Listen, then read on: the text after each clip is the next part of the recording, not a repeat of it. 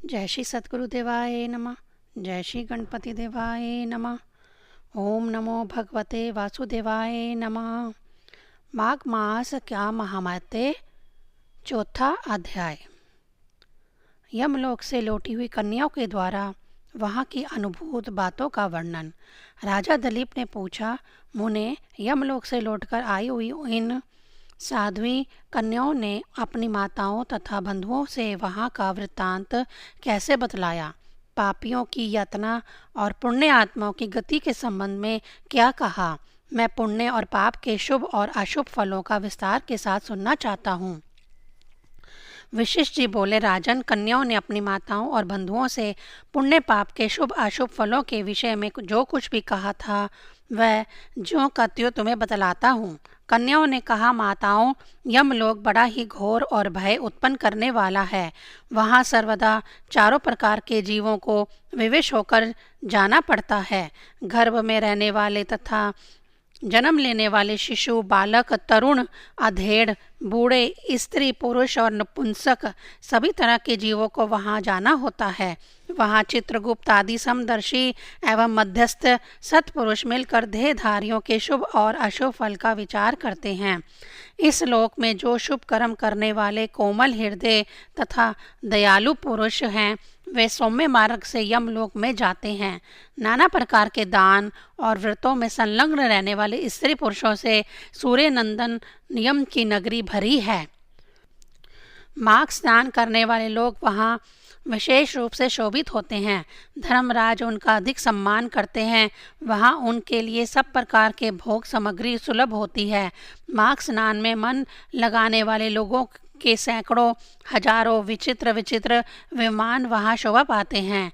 इन पुण्यात्मा जीवों को विमान पर बैठकर आते देखकर सूर्य नंदन यम अपने स्वासन से उठकर खड़े हो जाते हैं और अपने पार्षदों के साथ जाकर उन सब की आगवानी करते हैं। फिर स्वागत पूर्वक आसन दे, पाद आर्ध्य आदि निवेदन कर प्रिय वचनों में कहते हैं, आप लोग अपने आत्मा का कल्याण करने वाले महात्मा हैं, अतएव धन्य हैं, क्योंकि आपने दिव्य सुख की प्राप्ति के लिए पुण्य का उपार्जन किया है। अतः आप इस विमान पर बैठकर स्वर्ग को जाइए। स्वर्ग लोक की कहीं तुलना नहीं है, वह सब प्रकार के दिव्य भोगों से परिपूर्ण है। इस प्रकार उनकी अनुमति ले पुण्य आत्मा पुरुष स्वर्ग लोक में जाते हैं। माताओं तथा बंधुजन अब हम वहाँ के पापी जीवों के कष्ट का वर्णन करती हैं। आप सब लोग धैर्य धारण करके सुने। जो क्रूरतापूर्ण कर्म करने वाले और दान ना देने वाले पापी जीव हैं वह वहाँ यमराज के घर अत्यंत भयंकर दक्षिण मार्ग से जाते हैं।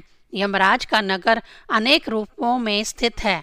उसका विस्तार चारों ओर से 86,000 योजन समझना चाहिए। पुण्य कर्म करने वाले पुरुषों को वह बहुत निकट सा जान पड़ता है, किंतु भयंकर मार्ग से जाने वाले पापी जीवों के लिए वह अत्यंत दूर है। वह मार्ग कहीं तो तीखे कांटों से भरा होता है और कहीं रेत एवं कंकड़ों से, कहीं पत्थरों के ऐसे टुकड़े बिछे होते हैं जिनका किनारा छुरों की धार के समान तीखा होता है। कहीं बहुत दूर तक कीचड़ ही कीचड़ भरी रहती है, कहीं घातक अंकुर उगे होते हैं और कहीं कहीं लोहे की सुई के समान नुकीले कुशों से सारा मार्ग ढका होता है। इतना ही नहीं, कहीं कहीं बीच रास्ते में वृक्षों से भरे हुए पर्वत होते हैं जो किनारे पर भारी जल प्रपात के कारण अत्यंत दुर्गम जान पड़ते हैं। कहीं रास्ते में दहकते हुए अंगारे बिछे रहते हैं। ऐसे मार्ग से पापी जीवों को दुखित होकर जाना पड़ता है।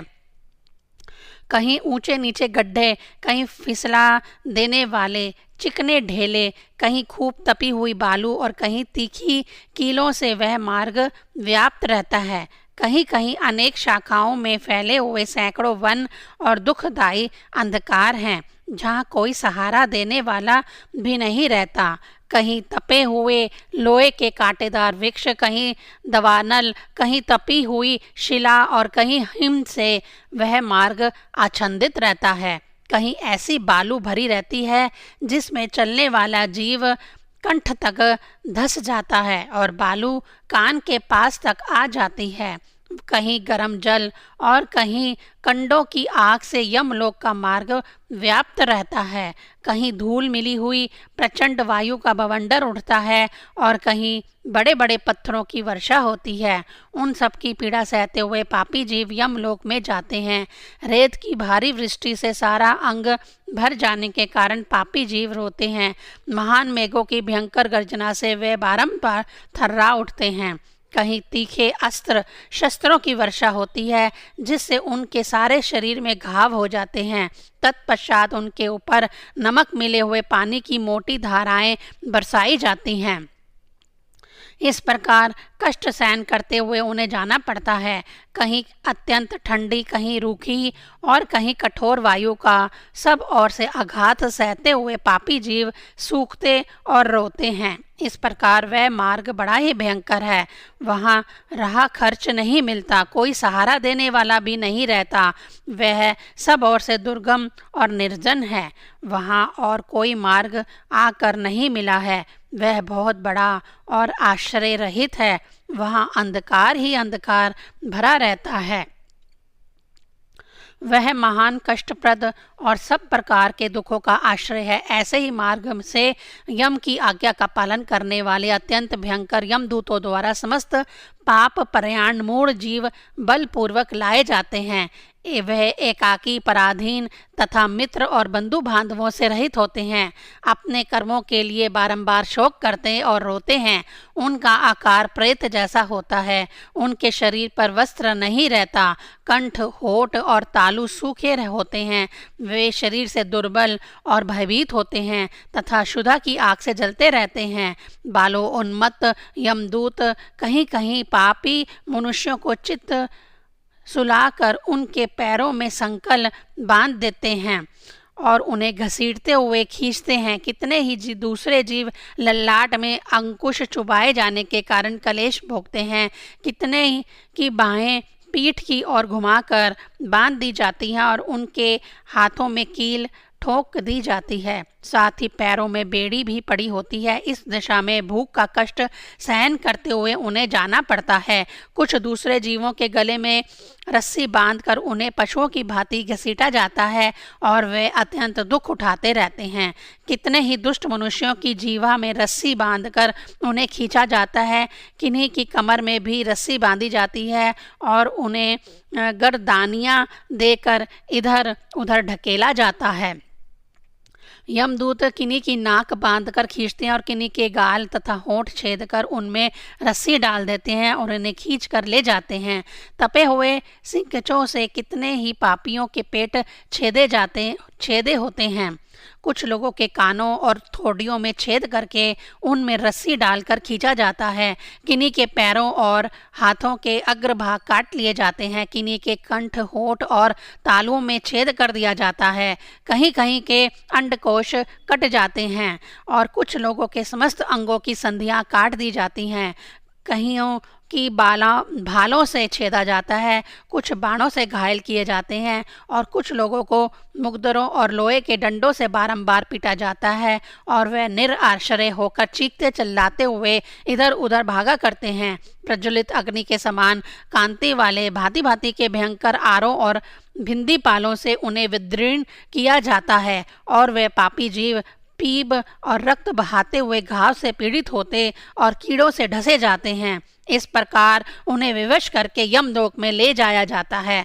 वह भूखे प्यास से पीड़ित होकर अन्न और जल मांगते हैं, धूप से बचने की छाया के लिए प्रार्थना करते हैं और शीत से व्यथित होकर तपाने के लिए अग्नि मांगते हैं। जिन्होंने उक्त वस्तुओं का दान नहीं किया होता वह उस पथ्य रहित पथ पर इसी प्रकार कष्ट सहते हुए यात्रा करते हैं। इस प्रकार अत्यंत दुखमय मार्ग से चलकर जब वह प्रेत लोक में पहुंचते हैं तब दूत उन्हें यमराज के आगे उपस्थित करते हैं।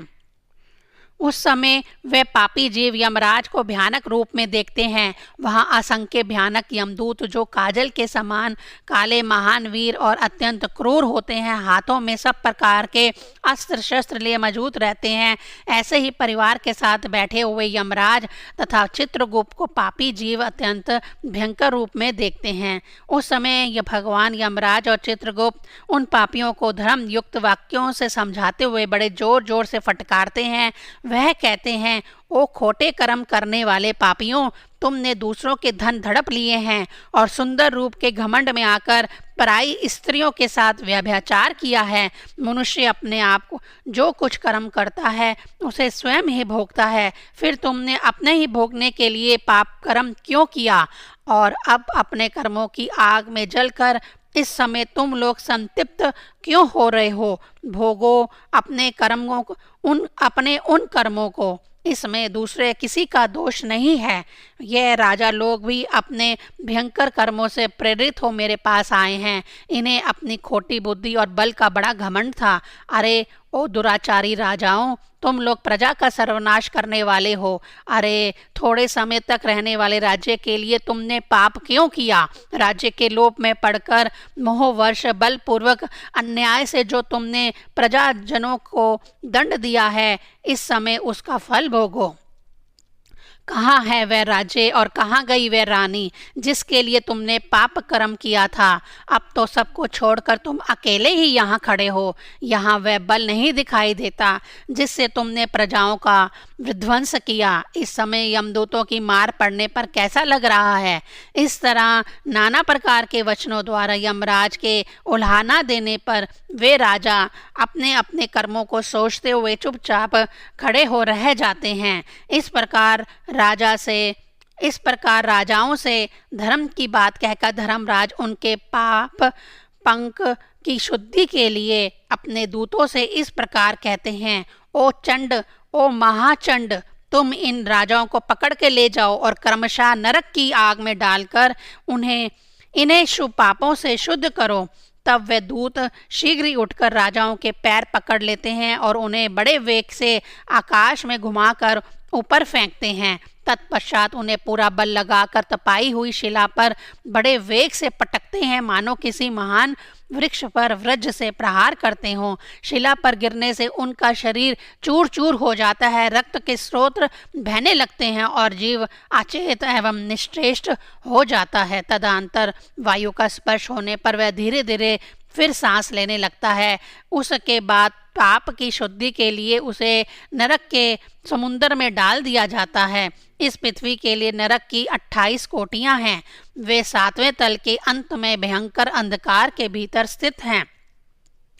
उनमें पहली कोटि का नाम घोरा है, उसके नीचे सुघोरा की स्थिति है, तीसरी अति घोरा, चौथी महाघोरा और 5वीं कोटि घोरा रूपा है। छठी का नाम तरल तारा, 7वीं का भयानका, 8वीं का काल रात्रि और 9वीं का भयो उत्कटा है। उसके नीचे 10वीं कोटि चंडा है, उससे भी नीचे महाचंडा है। 12वीं का नाम चंड कोलाहल है। उसके बाद प्रचंड, नरनायका, कराला, विकराला और व्रजा है।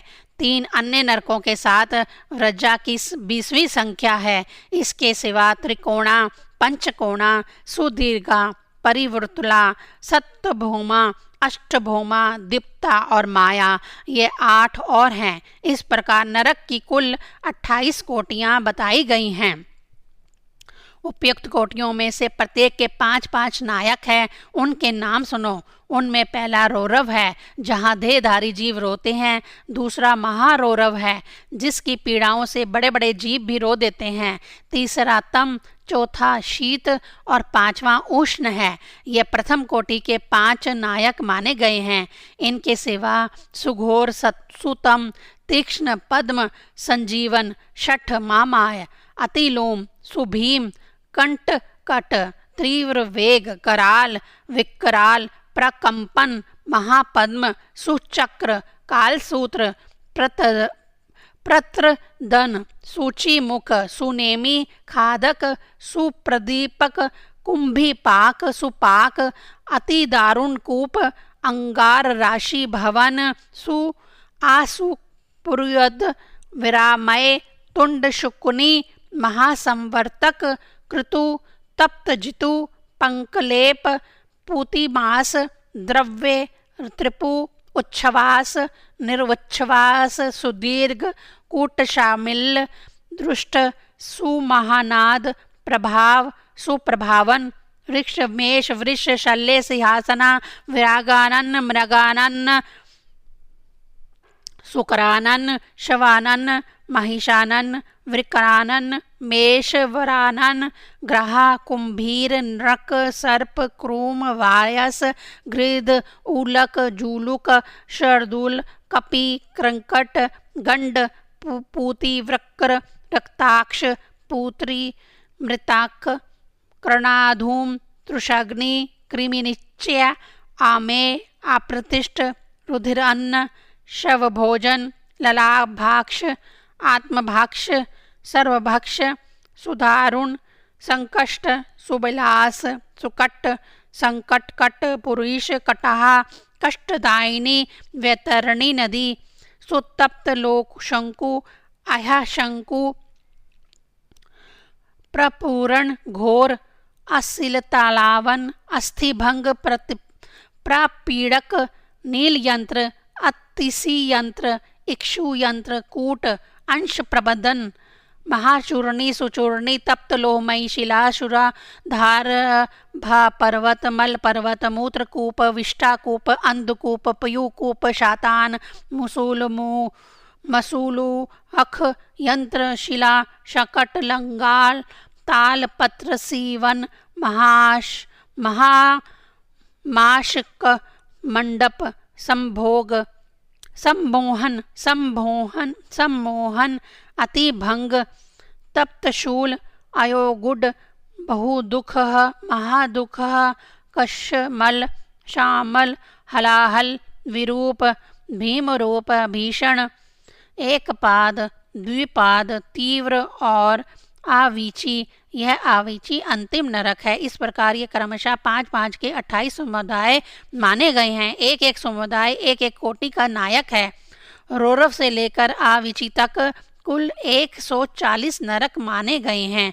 इन सब में पापी मनुष्य अपने अपने कर्मों के अनुसार डाले जाते हैं और जब तक भांति भांति की यातनाओं द्वारा उनके कर्मों का भोग समाप्त नहीं हो जाता तब तक वह उसी में पड़े रहते हैं। जैसे सुवर्ण आदि धातु जब तक उनकी मैल ना जल जाए तब तक आग में तपाए जाते हैं, उसी प्रकार पापी पुरुष पाप क्षय होने तक नरकों की आग में शुद्ध किए जाते हैं। इस प्रकार कलेश सहकर जब ये प्राय शुद्ध हो जाते हैं तब शेष कर्मों के अनुसार पुनः इस पृथ्वी पर आकर जन्म ग्रहण करते हैं। तृण और झाड़ी आदि के भेद से नाना प्रकार के स्थावर होकर वहाँ के दुख भोगने के पश्चात पापी जीव कीड़ों की योनि में जन्म लेते हैं। फिर कीट योनि से निकलकर क्रमशः पक्षी होते हैं। पक्षी रूप से कष्ट भोगकर मृग योनि में उत्पन्न होते हैं। वहाँ के दुख भोगकर अन्य पशु योनि में जन्म लेते हैं। फिर क्रमशः गो योनि में आकर मरने के पश्चात मनुष्य होते हैं। माताओं, हमने यमलोक में इतना ही देखा है। वहाँ पापी की बड़ी भयानक यातनाएं होती हैं।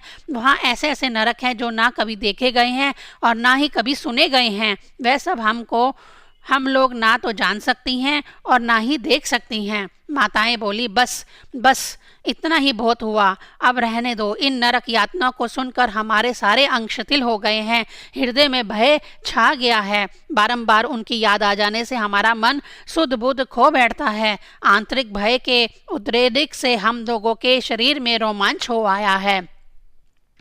कन्याओं ने कहा, माताओं, इस परम पवित्र भारतवर्ष में जो हमें जन्म मिला है यह अत्यंत दुर्लभ है। इसमें भी हजार हजार जन्म लेने के बाद पुण्य राशि के संचय से कदाचित हम कभी जीव मनुष्य योनि में जन्म पाता है। परंतु जो माघ स्नान में तत्पर रहने वाले हैं उनके लिए कुछ भी दुर्लभ नहीं है। उन्हें यहाँ ही परम मोक्ष मिल जाता है और पर्याप्त भोग सामग्री भी सुलभ होती है। भारतवर्ष को कर्म भूमि कहा गया है। अन्य जितनी भूमियां हैं वह भोग भूमि मानी जाती हैं। यहाँ यति तपस्या और याजक यज्ञ करते हैं तथा यही पारलौकिक सुख के लिए श्रद्धापूर्वक दान दिए जाते हैं। कितने ही धन्य पुरुष यहीं माघ स्नान करते और तथा तपस्या करके अपने कर्मों के अनुसार ब्रह्मा, इंद्र, देवता और मेरुद गणों का पद प्राप्त करते हैं। यह भारतवर्ष सभी देशों में श्रेष्ठ माना गया है, क्योंकि यही मनुष्य धर्म तथा स्वर्ग और मोक्ष की सिद्धि कर सकते हैं। इस पवित्र भारत देश में क्षण भंगुर मानव जीवन को पाकर जो अपने आत्मा का कल्याण नहीं करता, उसने अपने आप को ठग लिया। मनुष्यों में भी अत्यंत दुर्लभ ब्राह्मण तत्व को पाकर जो अपना कल्याण नहीं करता, उससे बढ़कर मूर्ख कौन होगा। कितने ही काल के बाद जीव अत्यंत दुर्लभ मानव जीवन प्राप्त करता है। इसे पाकर ऐसा करना चाहिए जिससे कभी नरक में ना जाना पड़े। देवता लोग भी यह अभिलाषा करते हैं कि हम लोग कब भारतवर्ष में जन्म लेकर माघ मास में प्रातः काल किसी नदी या सरोवर के जल में गोते लगाएंगे। देवता यह गीत गाते हैं कि जो लोग देवत्व के पश्चात स्वर्ग और मोक्ष की प्राप्ति के मार्गभूत भारतवर्ष के भूभाग में मनुष्य जन्म धारण करते हैं, वे धन्य हैं। हम नहीं जानते कि स्वर्ग की प्राप्ति कराने वाले अपने पुण्य कर्म के क्षीण होने पर किस देश में हमें पुनः देह धारण करना होगा। जो भारतवर्ष में जन्म लेकर सब इंद्रियों से युक्त है, किसी भी इंद्रिय से हीन नहीं है, वह ही मनुष्य धन्य हैं। अतः माताओं, तुम भय मत करो, आदर पूर्वक धर्म का अनुष्ठान करो। जिनके पास दान रूपी राह खर्च होता है, वे यमलोक के मार्ग पर सुख से जाते हैं।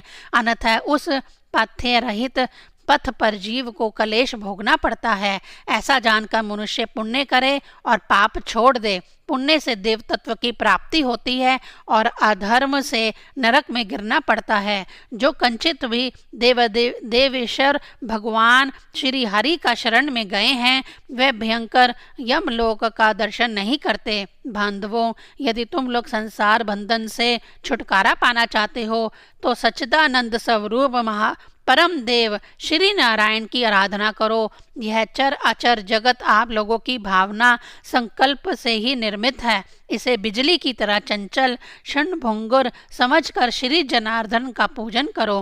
अहंकार विद्युत की रेखा के समान व्यर्थ है, इसे कभी पास ना आने दो। शरीर मृत्यु से जुड़ा हुआ है, जीवन भी चंचल है, धन राजा आदि से प्राप्त होने वाली बाधाओं से परिपूर्ण है तथा संपत्तियां क्षण भंगुर है। माताओं, क्या तुम नहीं जानती, आधी आयु तो नींद में चली जाती है, कुछ आयु भोजन आदि में समाप्त हो जाती है, कुछ बालकपन में, कुछ बुढ़ापे में और कुछ विषय भोगों के सेवन में बीत जाती है। फिर कितनी आयु लेकर तुम धर्म करोगी। बचपन और बुढ़ापे में तो भगवान के पूजन का अवसर नहीं प्राप्त होता है। अतः इसी अवस्था में अहंकार शून्य होकर धर्म करो। संसार रूपी भयंकर गड्ढे में गिरकर नष्ट ना हो जाओ। यह शरीर मृत्यु का घर है तथा आपत्तियों का सर्वश्रेष्ठ स्थान है। इतना ही नहीं, यह रोगों का भी निवास स्थान है, यदि और मल आदि से भी अत्यंत दूषित रहता है। माताओं, फिर किस लिए इसे स्थिर समझकर तुम पाप करती हो। यह संसार निहिसार है और नाना प्रकार के दुखों से भरा है। इस पर विश्वास नहीं करना चाहिए, क्योंकि एक दिन तुम्हारा निश्चय ही नाश होने वाला है। बांधवों, तुम सब लोग सुनो, हम बिल्कुल सच्ची बात बता रही हैं। शरीर का नाश बिल्कुल निकट है, अतः श्री जनार्दन का पूजन अवश्य करना चाहिए। सदा ही श्री विष्णु की आराधना करते रहो। यह मानव जीवन अत्यंत दुर्लभ है। बंधुओं, स्थावरों आदि योनियों में अरबों खरबों बार भटकने के बाद किसी तरह मनुष्य का शरीर प्राप्त होता है। मनुष्य होने पर भी देवताओं के पूजन और दान में मन लगना तो और भी कठिन है। माताओं, योग बुद्धि सबसे दुर्लभ है। जो दुर्लभ मनुष्य शरीर को पाकर सदा ही श्री हरि का पूजन नहीं करता, वह आप ही अपना विनाश करता है। उससे बढ़कर मूर्ख कौन होगा। तुम लोग दंभ का आचरण छोड़कर चक्र सुदर्शनधारी भगवान विष्णु की पूजा करो। हम लोग बारंबार भुजाएं उठाकर तुम्हारे हित की बात कहती हैं। सर्वथा भक्ति पूर्वक भगवान विष्णु का पूजन करना चाहिए और मनुष्यों के साथ ईर्ष्या का भाव छोड़ देना चाहिए। सबके धारण करने वाले जगदीश्वर भगवान अच्युत की आराधना किए बिना संसार सागर में डूबे हुए तुम सब लोग कैसे पार जाओगे। माताओं, अधिक कहने की क्या आवश्यकता। हमारी ये बात सुनो। जो प्रतिदिन तन्मय होकर भगवान गोविंद के गुणों का गान तथा नामों का संकीर्तन करते हैं, उन्हें वेदों से, तपस्या से, शास्त्रोक्त दक्षिणा वाले यज्ञों से, पुत्र और स्त्रियों से, संसार के कृत्यों से तथा घर खेत और बंधु बांधवों से क्या लेना है। इसीलिए तुम लोग भय छोड़कर श्री केशव की आराधना करो। शालिग्राम शिला का निर्मल एवं शुद्ध चरणा अमृत पियो तथा भगवान विष्णु के दिन एकादशी का उपवास किया करो। जब सूर्य मकर राशि पर स्थित हो उस दिन प्रतिदिन प्रातःकाल स्नान करो। साथ ही पति की सेवा में लगी रहो। भय, नरक का भय तो तुम्हें दूर से ही छोड़ देना चाहिए, क्योंकि सब पापों का नाश करने वाली परम पवित्र एकादशी तिथि प्रत्येक पक्ष में आती है। फिर तुम्हें नरक से भय क्यों हो रहा है। घर से बाहर के जल में स्नान करने से पुण्य प्रदान करने वाला माघ मास भी प्रतिवर्ष आया करता है। फिर तुम्हें नरक से भय क्यों होता है। विशेष जी कहते हैं, राजन, वह कन्या अपनी माताओं से इस प्रकार कहकर पुनः माघ स्नान, उपवास आदि व्रत, धर्म तथा दान करने लगी। चौथा अध्याय समाप्त। ओम नमो भगवते वासुदेवाय नमः।